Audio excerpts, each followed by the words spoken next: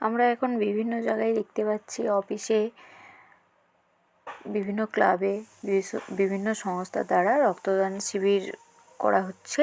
সেরকমই আমাদের গ্রামের কুড়ান কালীমাতা ক্যাটারিং পরিচালনায় আজকে রক্তদান শিবিরটি আয়োজিত হয়েছিল।